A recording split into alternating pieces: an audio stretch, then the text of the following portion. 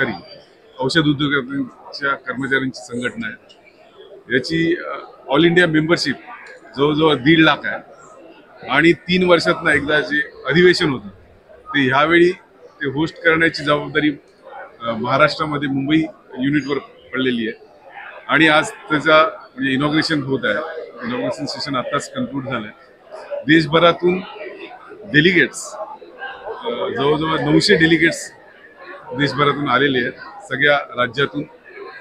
आणि ही संघटना मेडिकल रिप्रेझेंटेटिव्हच्या प्रश्नासाठी लढते। ही कामगार संघटना आहे मेडिकल रिप्रेझेंटेटिव्हची, मेडिकल आणि सेल्फ औषध उद्योगातली। तसंच जे लोकांचे जनतेचे डिमांड आहेत ते पण घेऊन ती सातत्याने पाठपुरवठा करते केंद्र सरकारकडे, राज्य सरकारकडे। आज जे जनतेचे मुख्य प्रश्न आहेत औषध उद्योगामध्ये, औषधांवर, जीवनावश्यक औषधांवर पण विक्री कर वगैरे लागू आहे, जीएसटी कर लागू आहे। तर FMRA या संघटनेची मागणी आहे केंद्र सरकारकडे की जी जीवनावश्यक औषधं आहेत त्यांच्यावर 0 GST आकारावा। आणि तसेच कामगारांचे जे इश्यू आहेत, विक्री संवर्धक कर्मचाऱ्यांसाठी सेल्स प्रमोशन एम्प्लॉईज ऍक्ट 1976 हा कामगार कायदा आहे, त्याचं आता विघटन चालू आहे। जे 4 लेबर कोड इम्पोज करणं चालू आहे गव्हर्नमेंटचं, त्याला जोरदार विरोध FMRA संघटना, अखिल भारतीय विक्री संवर्धक कर्मचाऱ्यांची संघटना करत आहे। आणि सेल्स प्रमोशन एम्प्लॉईज ऍक्ट फक्त शाबूतच नाही ठेवायचा आहे, तर त्याची इफेक्टिव्ह अंमलबजावणी होणं गरजेची आहे, जेणेकरून जे एक्सप्लॉयटेशन चालू आहे विक्री संवर्धक कर्मचाऱ्यांचं औषध उद्योगात ते त्याच्यावर रोख लावणं सरकारची जबाबदारी आहे। आज जे कायदे आहेत त्याची सक्षमरित्या अंमलबजावणी होत नाहीये आणि जे चांगले कायदे आहेत त्याचं पण म्हणजे विघटन केलं जातं। त्याचा विरोध या संमेलनातून अखिल भारतीय संघटना मेडिकल रिप्रेझेंटेटिव्हची आज करत आहे। धन्यवाद सर। आपका नाम? माझं नाव कृष्णकांत कदम, मी FMRA या संघटनेचा जॉईंट जनरल सेक्रेटरी आहे।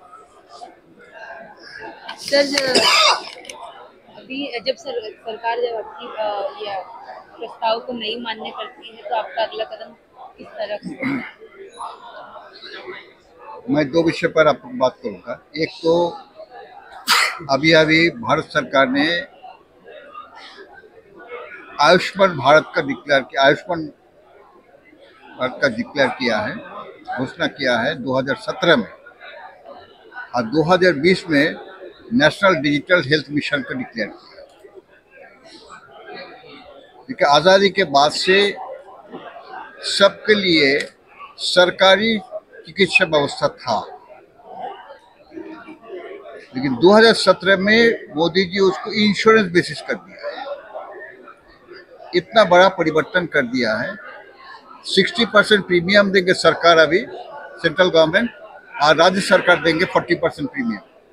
इंश्योरेंस बेसिस पर अभी हेल्थ केयर सिस्टम चलेगा। इंश्योरेंस कंपनी का फायदा होगा, सरकारी व्यवस्था सब समाप्त हो जाएगा, प्राइवेट हॉस्पिटल का इतना डेवलपमेंट हो जाएगा। इस प्रकार से ये प्राइवेटाइजेशन तेजी से हो रही है। जो हमारी घोषणा था हमारे देश में सरकारी, सबके लिए सरकारी स्वास्थ्य व्यवस्था होगा, उसे बदल करके इंश्योरेंस बेसिस पर हेल्थ केयर सिस्टम को लागू कर दिया है, आयुष्मान भारत प्रोजेक्ट से नेशनल डिजिटल हेल्थ मिशन। तो एक विषय पर बहुत हम लोग चर्चा कर रहे हैं। दूसरे विषय पर ये कह रहे हैं दवा के दाम बढ़ रहा है, कंपनी बढ़ा रहा है, लेकिन इस बात को नहीं बढ़ा रहा है, सरकार इसके लिए जिम्मेवार है। एक 2013 में प्रोडक्शन बेसिस प्राइसिंग सिस्टम के बदले, प्रोडक्शन बेसिस प्राइसिंग सिस्टम के बदले ये मार्केट बेसिक प्राइसिंग सिस्टम, ये परिवर्तन कर दिया 2013 में ड्रग प्राइसिंग के, जिसके कारण जंप कर गया। दूसरी बात, GST जो लगता था पहले, जो प्रोडक्शन बेसिस पर टैक्स लगता था, अभी उसको सब GST कर